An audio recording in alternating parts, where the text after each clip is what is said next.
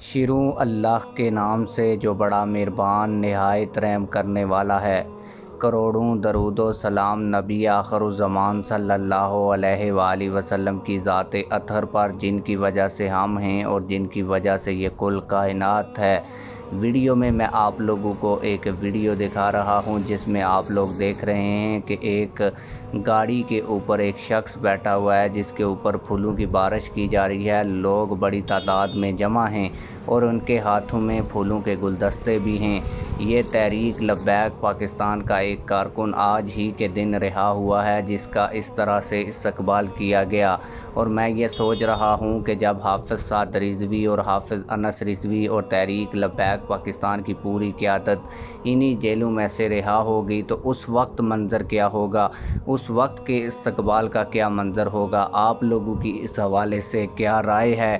Comment section میں ہمیں اپنی رائے سے ضرور آگاہ کیجیے گا۔ ملتے ہیں کسی اور ویڈیو میں۔ اللہ حافظ۔